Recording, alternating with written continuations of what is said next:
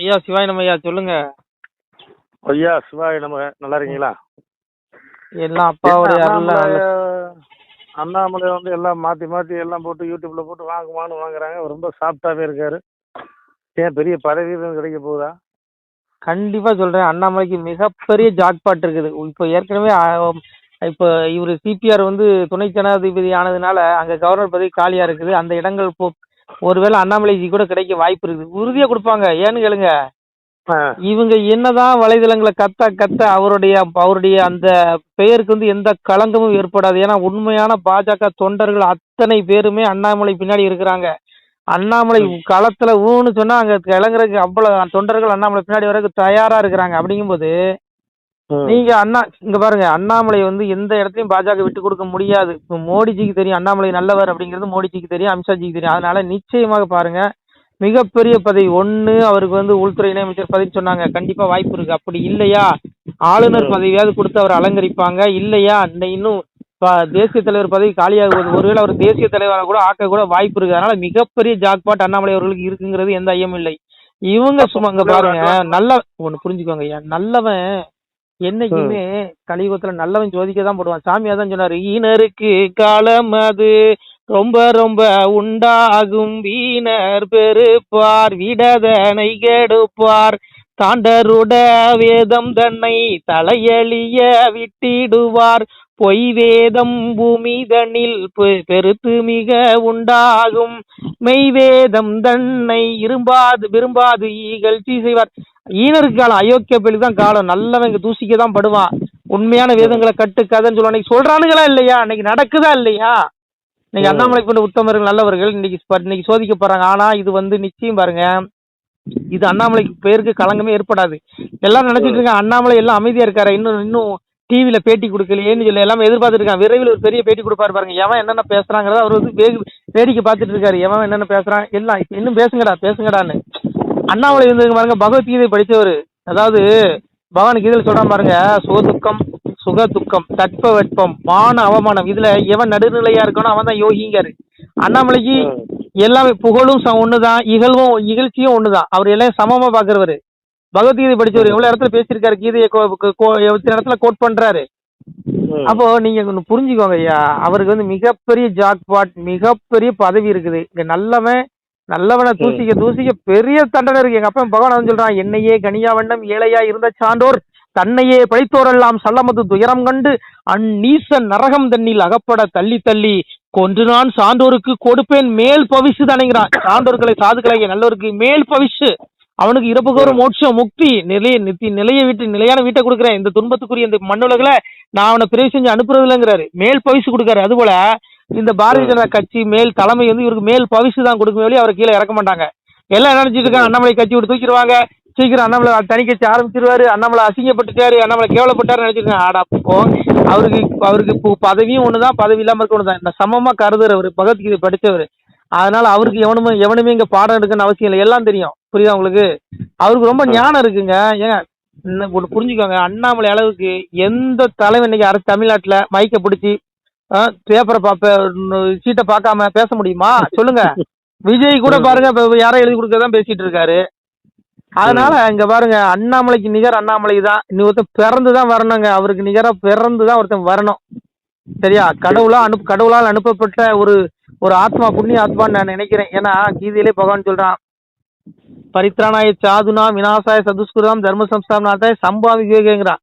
எப்போதெல்லாம் தர்மத்தின் குறைவும் அதர்மத்தின் ஓங்குதல் ஏற்படுகிறது அப்போதெல்லாம் நான் சாதுக்களை ரட்சிப்பதற்காகவும் பாவ செயல்புரியும் துஷ்டர்களை அழிப்பதற்காகவும் நான் ஒவ்வொரு யுகந்தரும் அவதரிக்கிறேங்கிறான். அந்த மாதிரி சாமி மனுஷ ரூபத்துல தான் வருவான். சாமியே சொல்றாருல, அஜோஸ்மி சன்னவியாத்மா பூதானா விஸ்வரூபின் பிரகிருதி சுவாமிசாய் சம்மவியாத்மாயாங்கிறாரு. நான் சிவபெருமானாக இருந்தும் கூட என்னுடைய பிரகிருதி, அதாவது என்னுடைய படைக்கும் ஆற்றலை வசப்படுத்தி கொண்டு ஒரு சாதாரண மனிதனை போல வெளியில வரங்கிறாரு. தர்மத்தை காப்பாத்துறதுக்கு எப்படி வராரா? நம்மகிட்டே இருப்பாரு, நம்மகிட்டே பேசிட்டு போவாரு, நம்ம மனசை நினைச்சிட்டு இருப்பானா பகவான் அந்த ரூபத்துல இருப்பான்.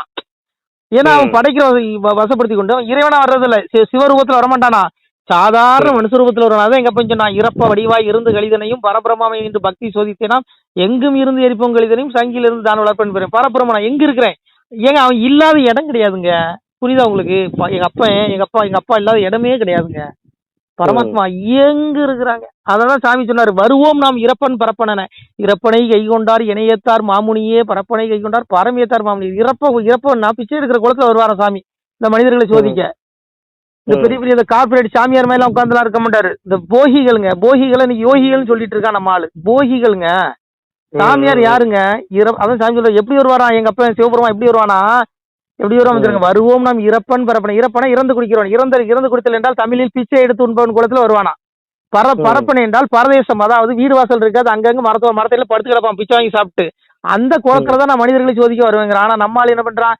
பெரிய பெரிய சாமியார் காலதான் புதக்கணும். ஏண்டா எங்க அப்பயும் பரம்பரை சொல்றான், சன்னாசி நிஷ்டை ஏது தவறி எல்லோ அலைவார்கள். சன்னாசி நிஷ்டை கை கூடாதுன்னா களி. இங்க எவனும் யோசிக்கான பார்க்க முடியாது. வெளியில தோட்டத்துல இருப்பான், நீ யோசிக்கனா பார்க்க முடியாதுங்கிறான் எங்க அப்பன். ஆனா இந்த மனிதர்கள் யாரும் நம்புவான்? அவனதான் நம்புவான். ஆனா உண்மையான சாமியார்கள் அங்க ரோட்டோரம் பிச்சை வாங்கி சாப்பிட்டு ரோட்டோரம் மரத்துல படுத்து கிடப்பான். அவனை நம்ப மாட்டான். அவனை நாத்தம் படிக்குதுன்னு சொல்லி ஒதுக்குவான். புரியுதா? அவன் தான் உண்மையா சாமி, அவன் தான் பரமசிவன். இந்த மனிதர்களும் பாருங்க, யார நல்லவன் எவன் கெட்டவன் சொல்லி ஏத்துக்கிற பக்கம். இன்னைக்கு பாருங்க, அண்ணாமலையை வந்து வலைதளங்களை பரப்பு இப்ப பேசுறனால சிலவன் என்ன நினைப்பான், ஒருவேளை அண்ணாமலை தப்பு பண்ணிருப்பாரோ அப்படிங்கிற என்ன இவனுங்களுக்கு நம்ம ஆளுகளுக்கு ஒரு நிறைய கொஞ்சம் பேருக்கு. அதனால இங்க பாருங்க, நல்லவன் என்னைக்கும் தூசிக்கு தான் படுவான். இது களி. புரியுதா உங்களுக்கு? அதனால என்னைக்குமே தர்மம் தான் வெல்லும். அண்ணாமலை தான் வெல்வாரு. அதனால அண்ணாமலைக்கு மிகப்பெரிய ஜாக்பாட். விரைவில் பாருங்க, பொண்ணு அவரை தேசிய தலைவர் ஆக்கி போடுவாங்க. அப்படி இல்லையா ஒரு மாநிலத்தில் ஒரு கவர்னர் ஆக்குவாங்க. ஏங்க கவர்னர் சிஎம் பதவியோட பெரிய பதவி. இதுக்கு மேல என்ன வேணும்? என்ன வேணும்? சிஎம் பதவிக்கு போவாங்க, கஷ்டப்பட்டு ரோட்டோரம் போய் மைக்க பிடிச்சிட்டு போய் பிரச்சாரம் பண்ணி கையில விழுந்து காலில் விழுந்தா வாங்க வேண்டியது. இது அப்படி இல்ல, உட்கார்ந்த இடத்துல கிடைக்குதா? ஏங்க கட்சி பிஜேபிக்காக வேலை செய்யாதவங்களுக்கு எல்லாம் அந்த பதவியை கொடுத்துருக்காங்க. பிஜேபிக்காக ஒரு வேலை செய்யாதீங்க, வேட்டையா சட்டையில அழுக்கு விட்டாதவங்களுக்கு எல்லாம் கௌரவ பதவி கொடுத்தாங்கல்ல. இவரு இந்த மனுஷன் பாவம் எண் மக்களை அதில் மக்களோடு மக்களா இருந்தவர். அதனால இவரு கண்டிப்பா பாஜக தலைமை இவர் அங்கீகாரம், ஒரு பெரிய அங்கீகாரம் கொடுக்கும். அதுல மாற்றம் இல்லை. நீங்க எல்லாம் வருத்தப்படாதீங்க. பதவிங்கிறது கூந்தல் மாதிரிங்க. இது அற்பையா? அண்ணாமலைக்கு தெரியும். பகவான் சொல்றாங்களா, தற்பெருமையும் மோகமும் அகன்றவர்கள், பற்று என்ற குறைபாட்டை வென்றவர்கள், பரமாத்ம ஸ்வரூபத்தில் நிலை பெற்றவர்கள், ஆசைகளை முழுமையாக அழித்துக் கொண்டவர்கள், இன்ப துன்பம் என்ற இரட்டைகளிலிருந்து விடுபட்ட ஞானிகள் அந்த அழிவற்ற பரமபதத்தை அடைகிறார்கள். நம்ம பிறந்த நோக்கமே அப்பாவுடைய திருவடி அடியணும். எங்க அப்பா இருக்க சிவபெருமா, அவன் திருவடியை அடியிருக்க நோக்கம். அதுக்கு எதெல்லாம் தடையா இருக்கு பாருங்க. நம்மளுடைய தற்பெருமை, ஆடம்பரம். அந்த பதவி வந்தோடனே ஆடம்பரம் தற்பெருமையில வந்துடும். ஒரு பெரிய பதவி கொடுத்துருவீங்களேன், ஒன்னு கையில கால பிடிக்க முடியாது. அது வரைக்கும் போன் எடுப்பானுங்க, அதுக்கப்புறம் போன் பண்ண எடுக்க மாட்டேன், நம்ம கூட இருப்பானுங்க. அப்புறம் பெரிய பதவி, பிஜேபி பெரிய பதவி கொடுத்தாலும் நம்ம போன கூட எடுக்க மாட்டேன். அந்த மாதிரி ஆயிடுவானுங்க. இந்த தற்பெருமை, இந்த மோகம், இதெல்லாம் அண்ணாமலை கிட்ட கிடையாது. இது வந்து கடவுளுக்கு எதிரானது. புரியுதா? உன்னுடைய ஆத்மா நரகத்தோடு தள்ளிப்படும். அதனால மனுஷனுக்கு எதிரியே அவனுடைய தற்பெருமை, மோகம், இது எல்லாமே. இந்த ரெண்டும் பதவி வந்துடும். அதை தான் அண்ணாமலை வந்து விரும்புறதே இல்லை எதையும்.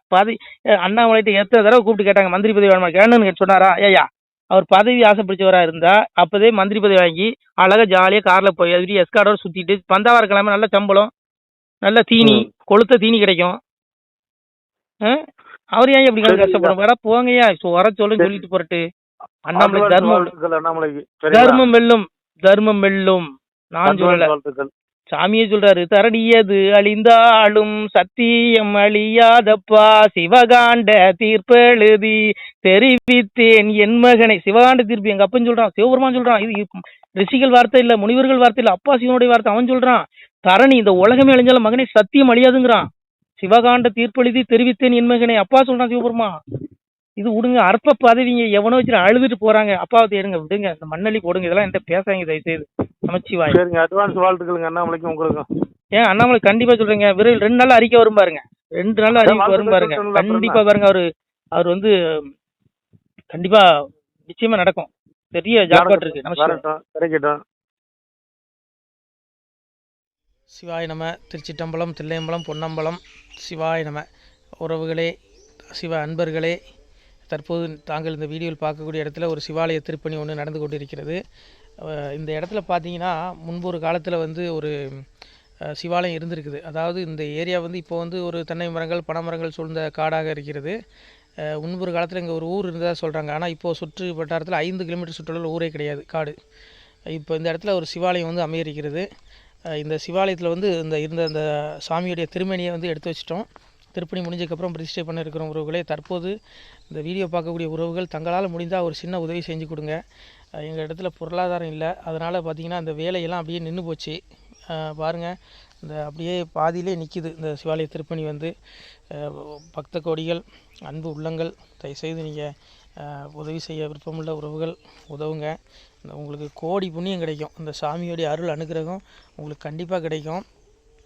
இது வந்து ஒரு புகழ்பெற்ற சிவாலயம் கூட சொல்லலாம். சாமியோட திருமேனியை எடுத்து வச்சிட்டோம். இந்த இடத்துல பார்த்திங்கன்னா ஒரு வாசி தண்டம் இருக்குது. அந்த காலத்தில் ஒரு முனிவர் யாரோ தவம் செஞ்சுருக்காங்க. அவங்களுடைய வாசி தண்டம் அவர் திருக்கரங்களால் எழுதின ஓலைச்சுவடி கூட இன்றும் இருக்குது, இன்னும் பாதுகாக்கப்பட்டு வருது. அது கோயில் திருப்பணி முடிஞ்சதுமே அதையும் நாங்கள் அந்த வழிபாட்டுக்கு வச்சுடுவோம்.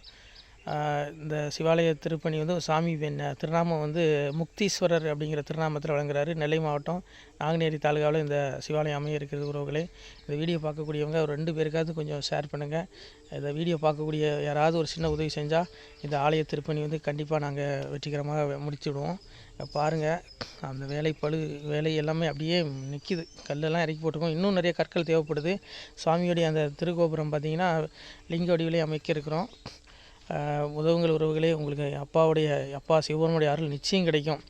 எம்பெருமான் சொல்வான், வாழுவீர் தாழ்வில்லாமல் மக்களும் கிளைகள் கொஞ்சி நாளுமே மகிழ்ச்சி கூர்ந்து நலமுடன் வாழும்போது நீளுமே எனது செங்கோல் நீதியும் நெறிபோல் வந்து ஆளுமே உங்கள் தன்னை அன்புடன் அலையாவண்ணம். உங்களை எம்பெருமானுடைய அப்பாவுடைய திருவாசகத்தாலேயே வாழ்த்துறோம் உறவுகளே.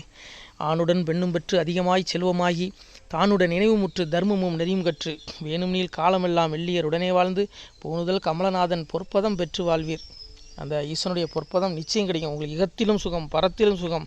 உங்களுடைய கர்ம வினைகள் மன்னிக்கப்பட்டு உங்களுக்கு நிச்சயம் மோட்ச வீடு கிடைக்கும். இகத்தில் பூரண ஆயுளுடன் நோய் நொடி இல்லாமல் வாழ்ந்து நீங்கள் பரவாழ்வும் பெறுவீர்கள் உறவுகளே. மக்களே, நீங்கள் எல்லாம் வாழ்பொன்னம் பதியிற் சென்று முக்கியமான யுகநில மதிலே தன்னால் கக்கிய பொன்கள் ஸ்வர்ணம் கைமணம் குளிர அன்னம் பொக்கிஷம் நிறைய வைத்து புகழ உண்டு இனிதாய் வாழ்வீர். இந்த இகவாழ்வும் பரவாழ்வும் உங்களுக்கு சுகப்பட அப்பன் ஈசனர்களால் வாழ்த்துகிறோம். இந்த திருப்பணிக்கு உதவி செய்ய ஒரு ஜிபே எண் சொல்கிறோம். இந்த எண்ணில் நீங்கள் உதவலாம்.